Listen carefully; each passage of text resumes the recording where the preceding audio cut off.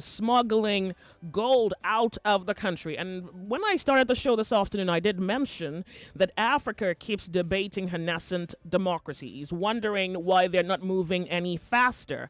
Well, a quick look into Zimbabwe. Zimbabwe's top minerals include gold, platinum, group metals, PGM, chrome, coal, diamonds, and lithium. A 16 million population, the government says it loses close to $2 billion in mineral revenues due to smuggling and externalization to South Africa and the United Arab Emirates. Gold is the most smuggled mineral. Minerals export accounts for about 60% of Zimbabwe's export earnings. And to help us understand what has been happening in the shadows of governance in Zimbabwe is, once again, Hopewell Chin Ono. Good afternoon to you. Thank you very much, Joyce, for having me. Really a pleasure having you here to discuss what would be, in some part, terrifying. But maybe if you are full aware of what the government has been up to, you might not find the particular revelation by Al Jazeera surprising. Do you find it surprising, or are you pretty much familiar with this? No, Joyce, we don't find it surprising. I personally don't find it surprising because I've been talking about these things for over 5 years now, that Zimbabwe loses about 160 million US dollars from gold smuggled out of the country every month.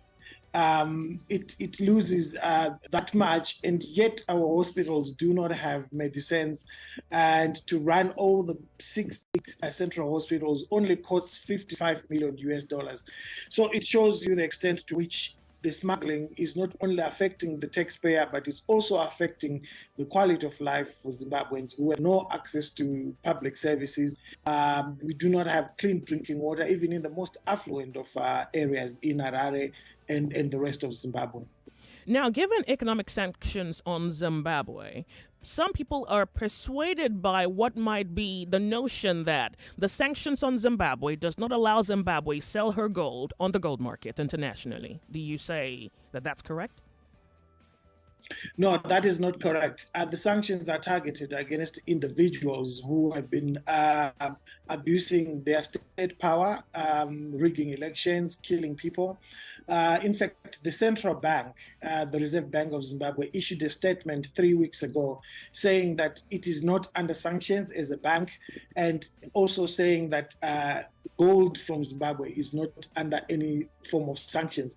In Zimbabwe, the law says the central bank is the sole buyer for the gold, and so it's not sanctioned. So it's not true that sanctions will be forcing people to smuggle. This is just ordinary criminality, which is powered by political elites and their surrogates.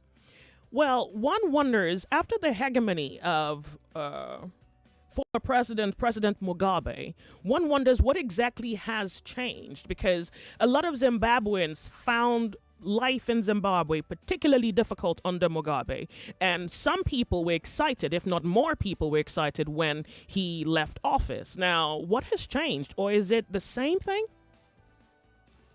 Well, things have become worse than they were under Robert Mugabe. The levels of corruption on steroids, the massive looting of public funds, and the plan of the country's natural resources. You mentioned in your introduction that we've got a lot of minerals.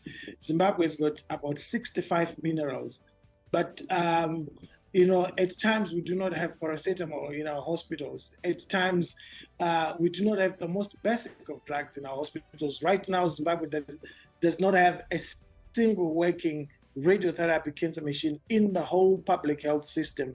It doesn't have MRI scans. It doesn't have X-rays. Hospitals where you would expect it to have X-rays. Doctors earn as little as 300 US dollars. We do not have clean drinking water. And this is all caused by this massive plunder of the country's natural resources. And this has been made worse after Robert Mugabe left. The use of violence to try and suppress citizens is also exacerbated.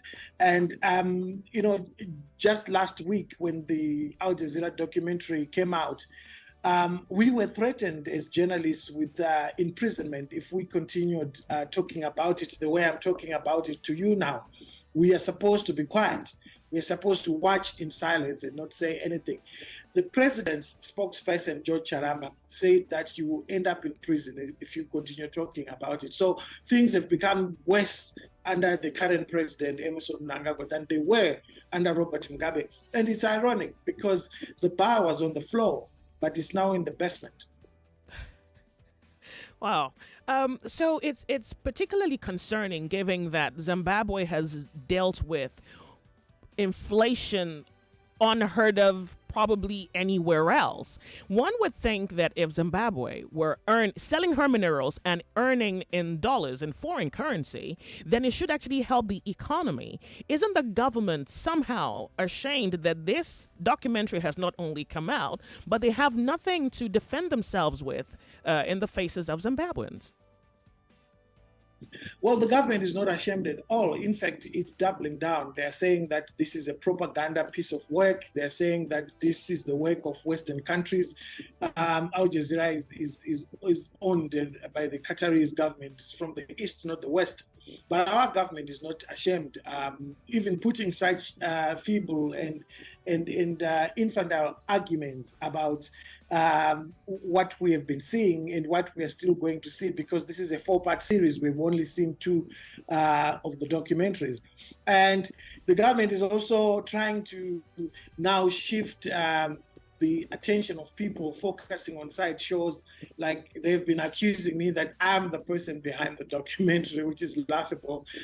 They've accused the opposition leadership for being behind the documentary. And the central issue is that regardless of who is behind the documentary, it's not local journalists. This is an international outfit. But regardless of whoever is behind the documentary, the government is not prepared to face to the facts that are in the documentary. This is not hearsay or reportage based on what someone told somebody.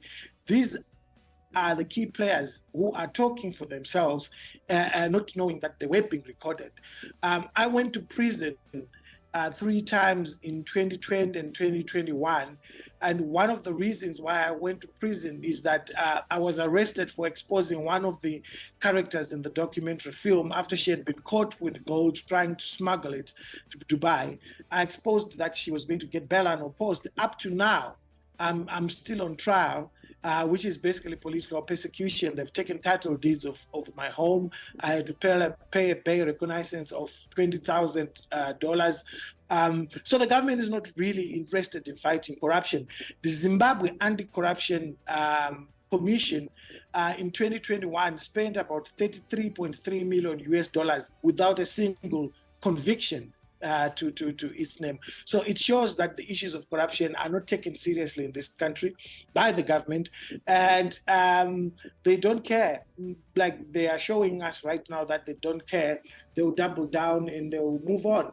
If you try and use means and ways that are underpinned by the Constitution, for instance, the opposition has been trying to protest and demonstrate and petition the government, you are thrown into prison. Any attempt to try and use constitutional means to register your disappointment with what's happening results in people being thrown into prison.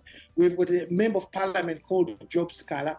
He's been in prison today for 293 days without bail. Our constitution says that someone must get bail unless there are compelling reasons. There are no compelling reasons for denying him bail, but he has been in prison. He's a member of parliament, he's a lawyer, and is somebody who has been talking up against this rampant corruption that has destroyed our country and our public institutions.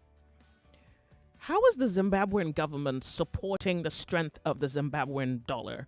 Because they're supposed to at least help the Zimbabwean dollar gain strength to be a currency worthy of use for Zimbabweans and hopefully on the international markets. But given what inflation has done to Zimbabwe, given what corruption, like this documentary has revealed, is doing to Zimbabwe, is the government doing anything else to help the spending power of the Zimbabwean dollar? The government is not really bothered about that because they are focused on their own private pockets, and they take money out of the country and deposit it in Dubai. They buy mansions in Dubai, they buy mansions in South Africa, They buy expensive cars, which they bring into the country.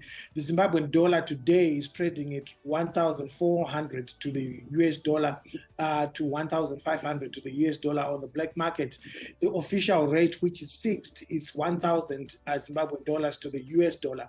The inflation is the highest in the world at the moment. Zimbabwe's inflation is the highest in the world. All this plundering and smuggling of minerals shows that the strength of the Zimbabwean dollar is weaker because of these corrupt activities. When one mines gold, they're supposed to pay taxes, they're supposed to pay royalties, and there's a surrender requirement. When you bring back your money, you're supposed to surrender a certain percentage of it in US dollars, and then you get the rest in local currency. But they're not doing it, and that's why the economy is weak. They've been peddling the narrative that the economy is weak because of sanctions that are targeted against individuals who have been persecuting citizens, and who have been rigging elections, who have been abusing the constitution, refusing to allow the rule of law to take root. As I said, one of the times when I was arrested in 2021, I was arrested based on something that I had not said. I was arrested using a law that does not exist, and yet I spent 25 days in prison. And that's the extent to which the government, it does not care about doing the things that will uplift the economic life of a Zimbabwean.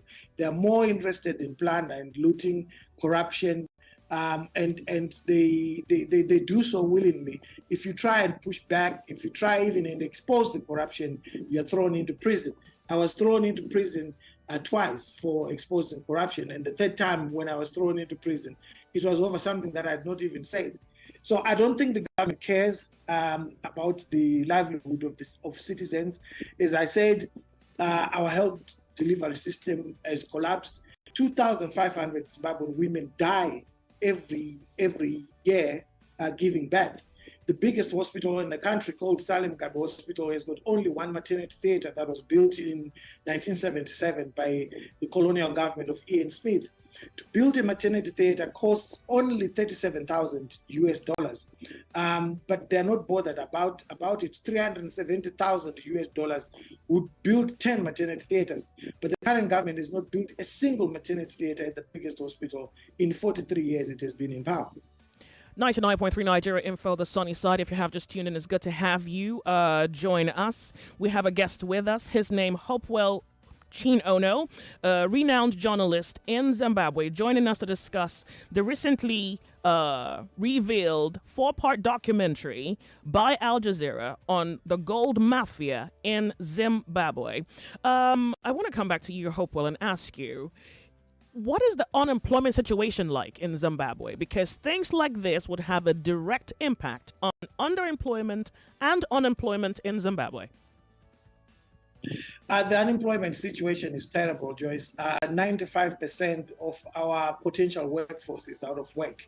The youths are just, roaming around the streets because there are no jobs.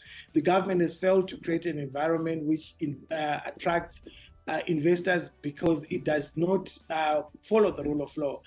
And most investors want to see how local investors are treated before they can come in. And because of how the policies keep changing, the economic policies keep changing every day. One day we are told that the Zimbabwean dollar is now equivalent to the US dollar arbitrarily without any economics involved. The next thing we're told that there's no usage of foreign currency allowed anymore. The next time we're told that we can now use foreign currency. So there's no systematic and consistent policy making in Zimbabwe. And because of that, the economy has collapsed.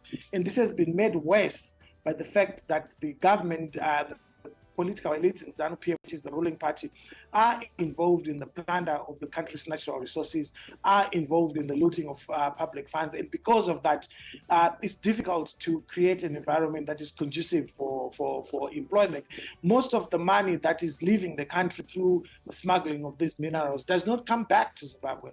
If you look at other countries, Kenya, for instance, there is corruption. They acknowledge that there is corruption, and you know, this sounds funny, but at least those that are corrupt in countries like Kenya come and invest in those countries.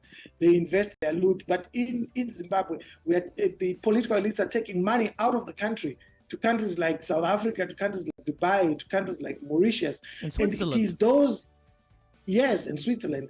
So it is those countries that tend to benefit from the proceeds of whatever is being sold abroad. And because of that, a lot of our people are now leaving the country. Those who can, they can live legally. They go to countries like Britain to work as nurses and care assistants. Those that do not have passports, in their millions, they go through Limpopo River, cross into South Africa, and work in menial jobs. You've got people who have got undergraduate degrees who are working as waiters and waitresses in South Africa. You can't go to any restaurant in South Africa and not meet a couple of Zimbabweans who are serving restaurant clients there. So that's the problem. 70% of women that are giving birth at Musina Hospital, which is in South Africa, about 15 to 20 kilometers away from Zimbabwe's border, South Africa, are Zimbabwean, because the facilities are not there. They know that if they stay in Zimbabwe, they might die whilst giving birth, so they go to South Africa. So this crisis has now created also a regional immigration crisis, where in Botswana, where in South Africa, Zimbabweans are going there. Some of them are not documented, and it creates local tensions with locals, and it creates acts of xenophobia, which we have seen over the past 15 years, where some people are killed because the politicians in those countries as well, they then use those illegal immigrants in that country as an excuse, as a scapegoat for why the economy is not working, whether it's Botswana, whether it's South Africa. So yeah, it's a big problem of unemployment, and it's one that will continue. I mean, like I said, only about 5% of the potential workforce has got a job. The rest, they are not in work. And that just says, I mean, I don't know what that would say for the future of Zimbabwe. And now I have a twofold question for you. I think I'm going to ask first about what Zimbabweans intend to do, because it seems as though, given that government uses forces every time, has there been human rights involvement in all of this? What have they said? And are Zimbabweans thinking of something to do about the situation? Otherwise, what do you think happens to Zimbabwe 20 years from now? I think the biggest problem that we have in Zimbabwe is that there is a violation of human rights, violation of the law and the constitution, and it has been done arbitrarily. And the state, or rather the people that are in charge of the state, are not bothered about the consequences of those violations of the law, of the constitution, of people's human rights. A lot of organizations have spoken against the abuse of human rights. Organizations like Amnesty International, country bodies like the EU have spoken out. Even parts of the African Union, they have spoken out about the abuse of human rights. But you see, we have a region, which is the Southern African Development Community, SADC, which has got leaders that do not care of the values that are espoused within the founding principles of these organizations. So nothing happens when people are beaten up. Nothing happens when people are killed by the state or, say, protesting.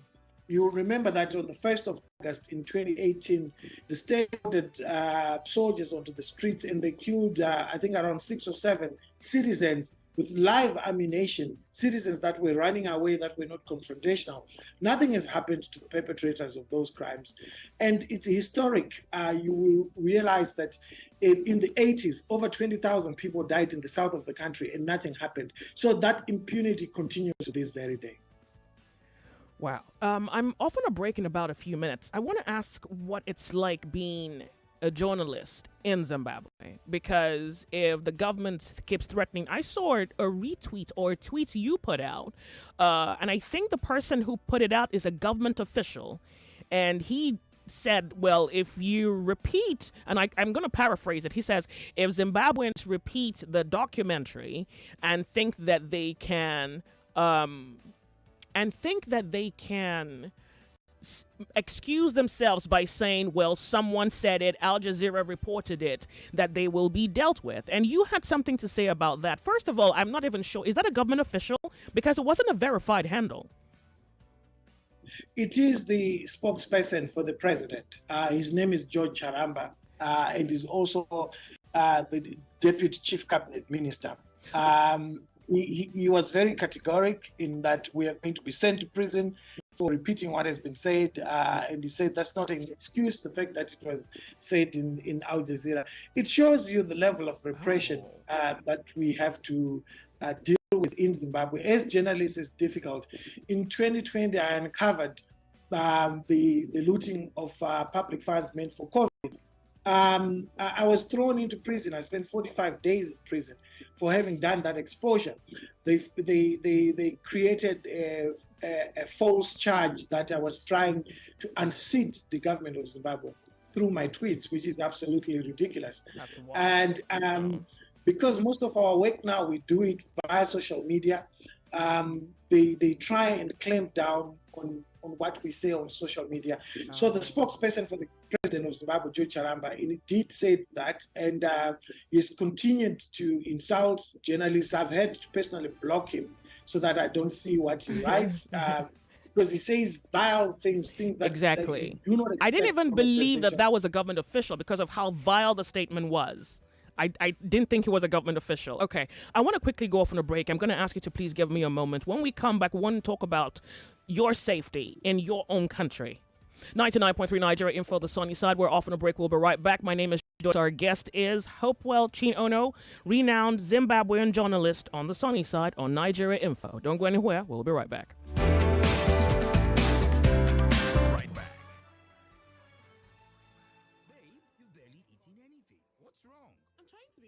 Because I'm not sure of the facilities here. Oh, I understand. But don't worry. Ernest is your guy. Ernest? Who's Ernest?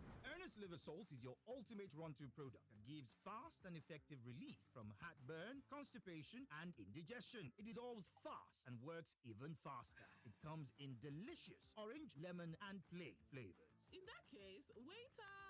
Ernest Liver Salt, your surefire solution to stomach discomfort. Available in all pharmacies nationwide. This is what goodness tastes like. Golden caramel, creamy buttermint, and rich coffee. There's a Cadbury candy for every moment. Introducing Cadbury Caramel Candy, Cadbury Coffee, and your favorite Cadbury Buttermint candies. Now there's lots more to share and enjoy. Oh yeah, there's a Cadbury candy for every moment. 99.3 Nigeria Info. Your number one station for talk. Let's talk. Activate. Activate. We are radioactive on 99.3 Nigeria Info. My name is Joyce. 99.3 Nigeria Info, the sunny side, and it's 28 minutes past 1 p.m. on the clock.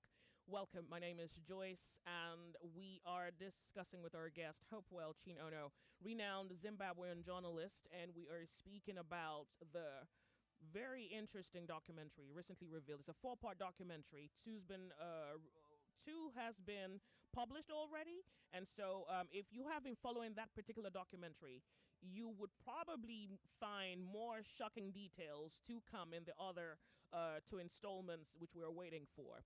The Gold Mafia, from the mines of South Africa, from the mines of Zimbabwe to the banks in Switzerland, Africa's resource, not for Africans, but for everyone else, at the detriment of a continent that needs to develop.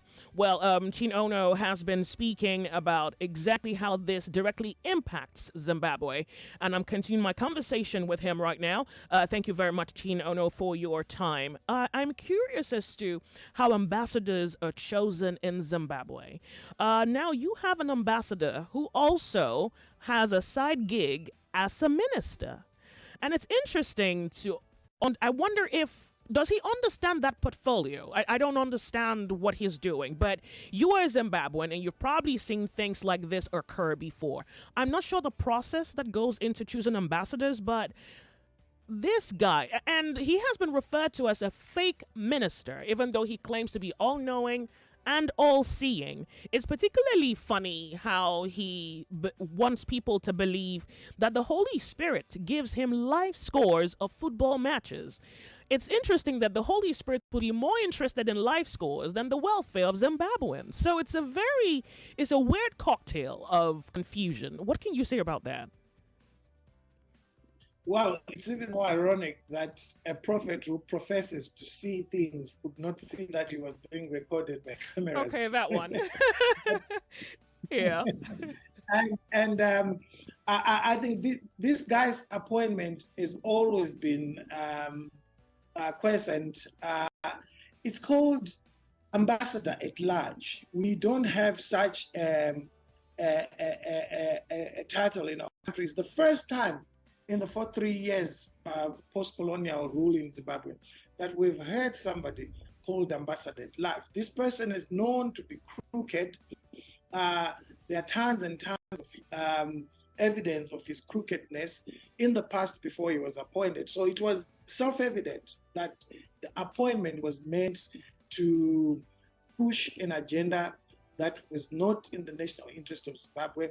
It was meant to push an agenda that was meant to benefit individuals. And when we questioned it when he was appointed, people just, the state just did the same thing. Trivialized it. They called us Western puppets, they insulted us. But thankfully, because of the Al Jazeera documentary, which was shot, we now understand that it was shot mostly in Britain because he lives in Britain. These are some of the things that we always talk about when we say that the state is abused, state power is abused. The appointment of such a charlatan to represent the country and to embarrass the country in the way that he has done, and to continue holding on to him means that there are powerful people that benefit from whatever criminality that he was doing. We will see after the 4-part documentary whether he's going to be fired, whether he's going to be prosecuted. Exactly. A lot of the things that he said in the documentary are criminal. But if he's working for someone powerful, of course, he will not be prosecuted. But time will tell. Well, Lagos, if you're wondering who this person is, his name is Herbert Angel. He is ambassador at large in Zimbabwe, which is kind of weird, trying to figure out what that portfolio will entail, and also a minister of the gospel. Now, Chino, the former minister of finance, Tendia Betty, appeared to blame the Mafia. Do you think you're okay? Go ahead. I think what he meant is that those that have running the state have turned it into a mafia state, where the state is used as a vehicle for criminality. When people smuggle gold out of the country through the airports, they're breaking laws. They're not paying taxes. They're not paying their royalties, and they're not bringing the money back into the country. That is a mafioso type of doing business. So I think he was referring to the fact that this is criminality that is being done through the state, turning the state into a mafia state. So one can conclude that the government has no will to fight corruption if the government in itself is the force behind the corrupt system in Zimbabwe. Well, that is correct. You're right. As I said earlier, in 2021, the Zimbabwe Anti-Corruption Authority, which is a commission which is meant to be dealing with corrupt issues, blew $33.3 million and we had no single conviction. A journalist like myself exposes corruption and I'm thrown into prison. It means that those that are in charge of the system are involved in some criminality, which pushes them to punish a journalist who is exposing criminality. Ordinarily, the state would be very happy that a journalist or the media at large is exposing corruption. In other countries, you actually get awards. And when I exposed the looting of public funds meant for corruption. The only award I got from the Zimbabwean government was going to prison. In fact, it was other African countries that honored me for my work. And one of those countries was Nigeria. I won an African Journalist of the Year award from Nigeria for that exposure. But in my own country, I was treated as a criminal and thrown into prison. How do you continue to do your work so passionately, given every threat to both your job and your life in Zimbabwe? I've come to the conclusion that, the show must go on, work must be done. If we do not do the work, it means that we are enhancing the levels of corruption that is taking place in Zimbabwe, the looting of public funds. At the very least, if we can continue talking about these things and flashing lights in the dark corners where this corruption is taking place, it might save a few lives. Ordinarily, we would want a situation where we live in a normal society, where we have hospitals that work, schools with books, roads without potholes, homes with clean drinking water, and our youths in jobs. But we don't have that. And so by staying silent and by not doing our work as journalists, it means that the suffering only gets more than what it is today. So I'm inspired by names before me that have done this across the continent. And, it's true, when you listen to songs by people like Bob Marley or Fela Kuti, they inspire you to do what has to be done, because these are icons that could have continued making millions without talking about the suffering of their people, but they chose to talk about the suffering of their people. People like Fela Kuti did it at a very high price. His mother was killed by the military regime in Nigeria, but he continued doing so. And so I draw my inspiration from such African icons that I have to carry on doing my work.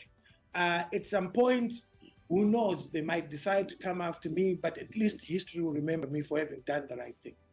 Your courage glistens like the lights in the sky. Thank you very, very much for your time with us on 99.3 Nigeria Info. Hopewell Ono has been a pleasure speaking with you, and I hope to speak with you again as the documentary by Al Jazeera unfolds the other two parts. I guess there's more shocking revelations to come. Thank you very much for Thank you very much for calling. Lagos, Nigeria, we're off on a break. We'll be right back. My name is Joyce Onyemuwa. We're Nigeria Info.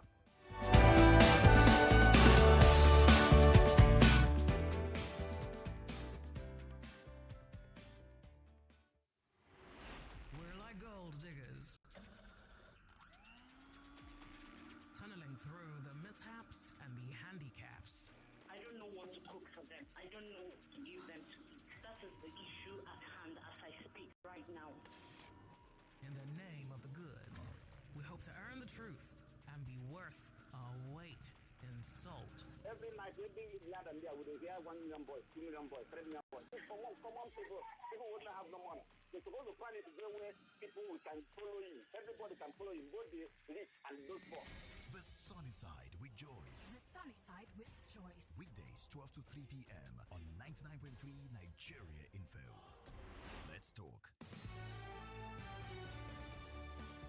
99.3 Nigeria Info. We're talking. It's 38 minutes. Which one should I look at? 38 minutes past 1 p.m. I hope you just didn't tune in. That was a very, very interesting conversation we had with Hopewell Ono, renowned Zimbabwean journalist. Now, the phone lines were ringing. My guess is some of you had things you wanted to say or probably questions you want to ask. Between now and 2 p.m., the telephone lines are open. I want to get your reaction to what you've just heard. And I remember when I was trying to catch up with you on what happened while I was away, I asked, if Nigeria wants something, how badly do you want it? Because it's going to take something, but how badly do you want it?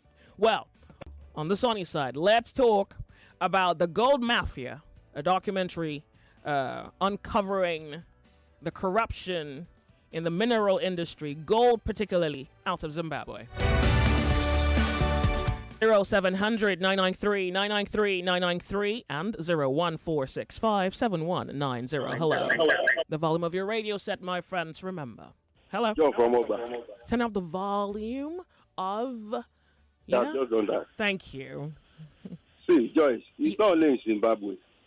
We have it in the Democratic Republic of Congo. in Uganda too. I remember you were saying that African natural resources have been taken away at the price of $1 and being taken by as finished products to Africa, sold to Africa at $1,000 for $1,000. Yeah. Yeah. So it is not only in Zimbabwe. You go to Southern Sudan. You go, yes, it's all over the places. Even in Burkina Faso, Mali, they go there. See, until we have credible African leaders that have the interest of their at heart. Yeah. This impoverishment, this malfeasance, this absurdity, this impunity will continue to fester. Thank you. Thank you. Nigeria Info, the sunny side. Good afternoon to you. The volume of your radio set.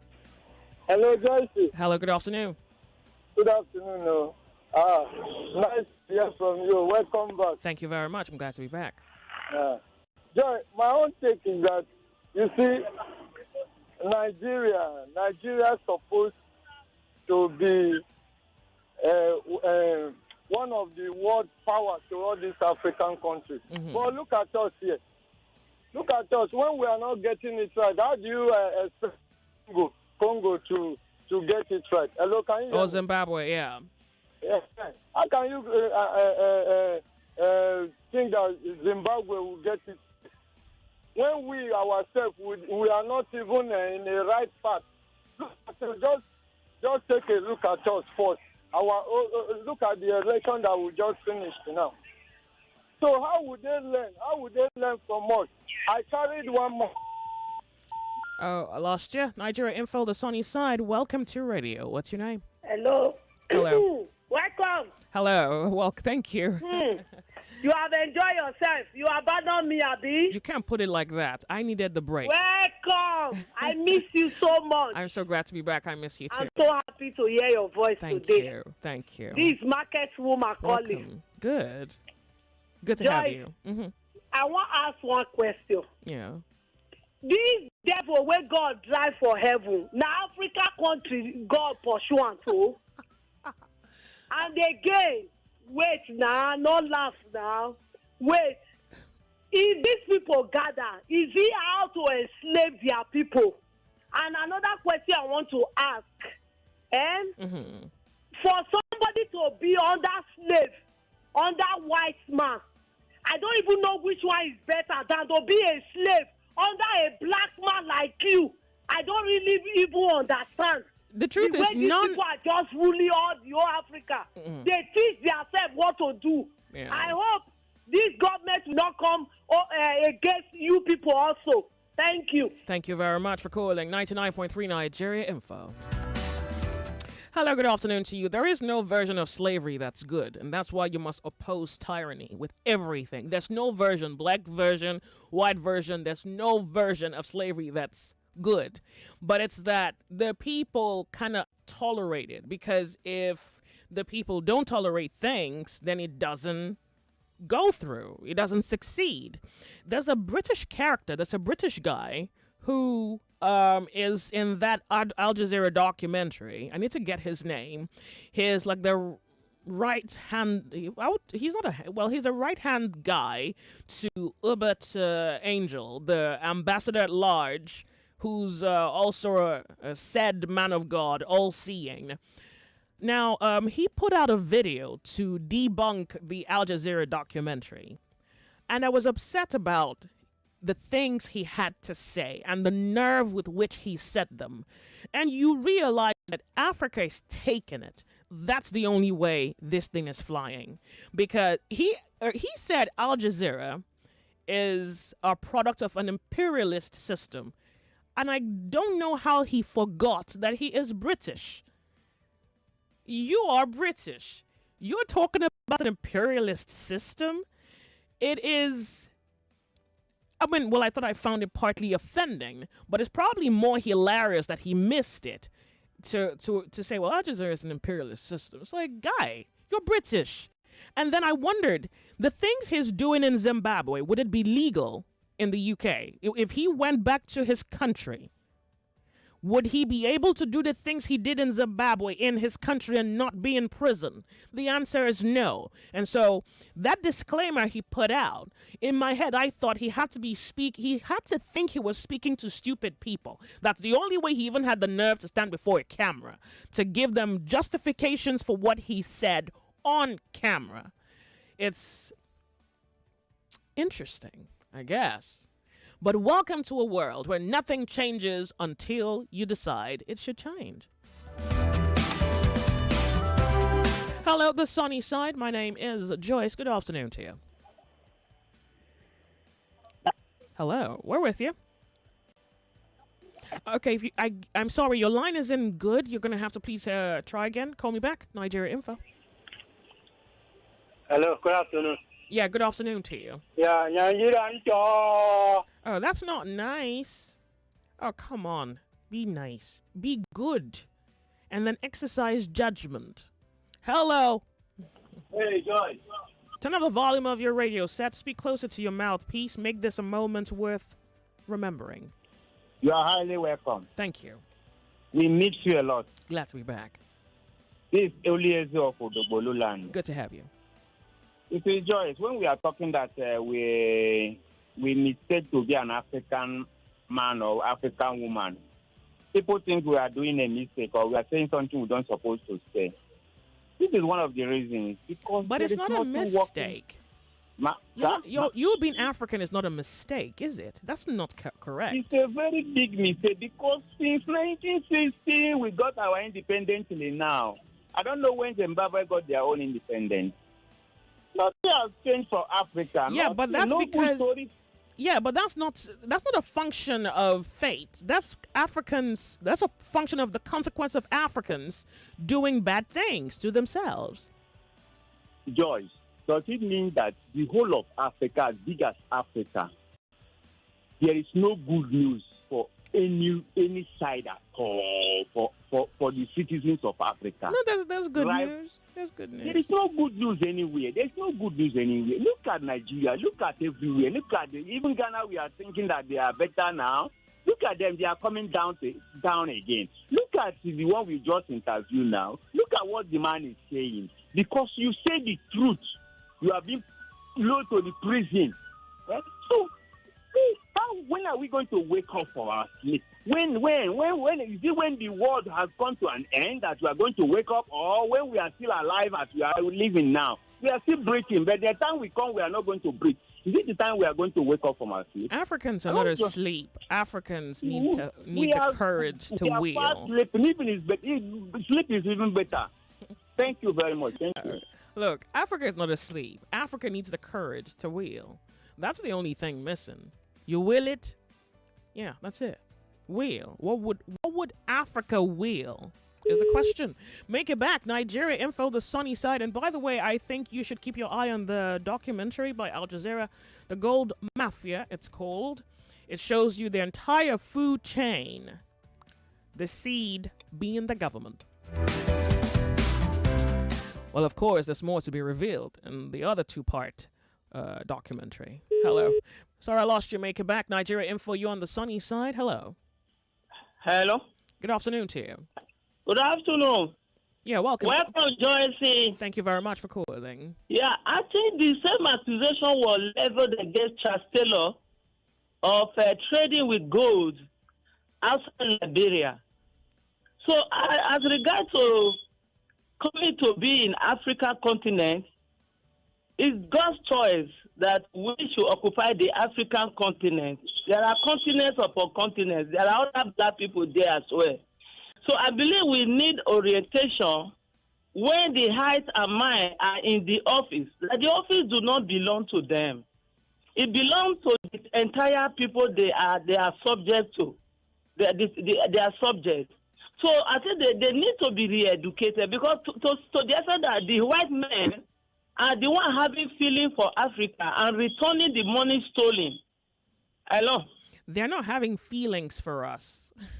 Hold on. What of Desiani? Madikwe, they call him. Yeah. The money she stole. Yeah. Until now have not been retrieved back.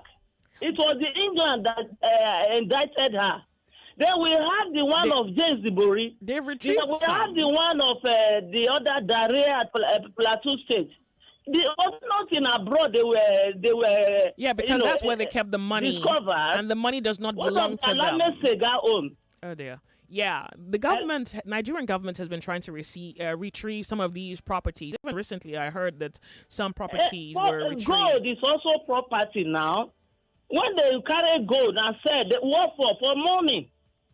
So they have to be enlightening. I think the European body have to come and educate the open a African nursery and continent, the primary leaders. school for us, really. You're being funny. The European Union should come and open a nursery and primary school for us to teach our leaders how to have good morale and good conscience. No. Yeah, what of the element of the governance? We're or not the primitive. No, they have to have the higher body. No, to talk to stop. them. We're not primitive. We're evil. It's not. This is not a function of not knowing good from bad. Okay, This is it's a just matter of evil. evil. This is just pure evil. That's what this is. Okay.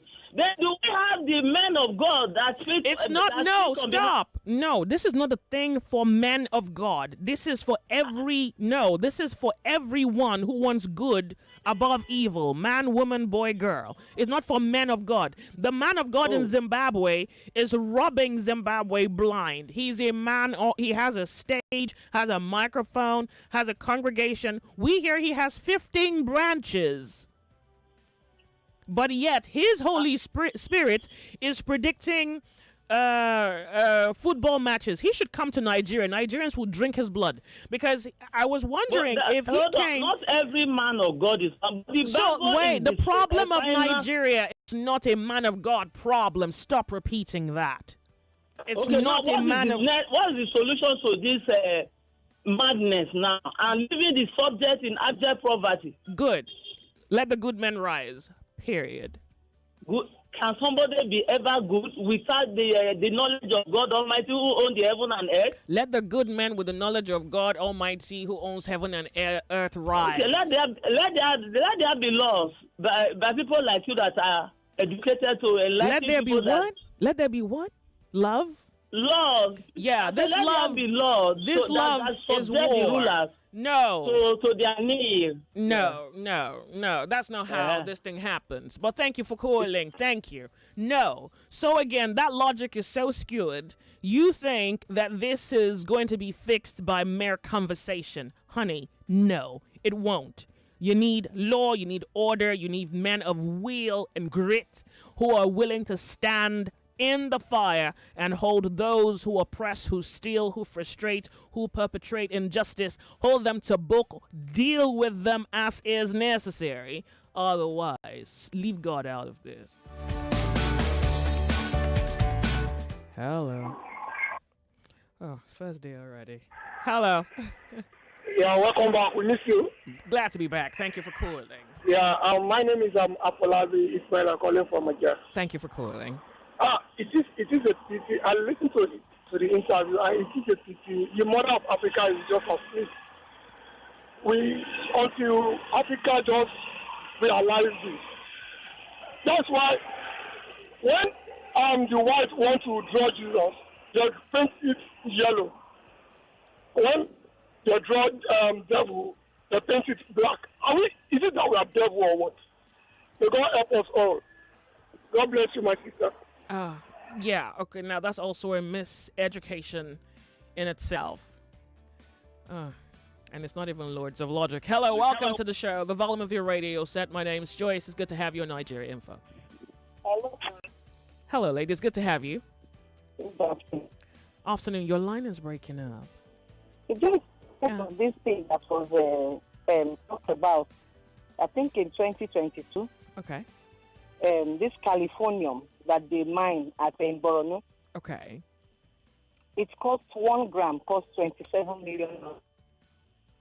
What? You're breaking up. Can you hear me now? This Californium, you can Google it when you finish. Californium. Yeah, I heard you. Precious stone. Yeah. That is being mined in Borno. Borno. That is the bane of this Boko Haram. That these white people will come there, go to where the army and the police will not go.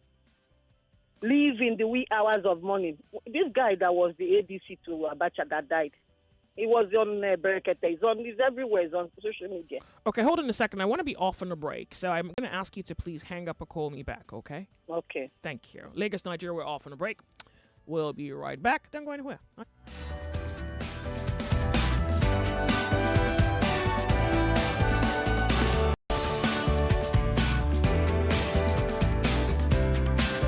You are listening to your number one station for talk. 99.3 Nigeria Info.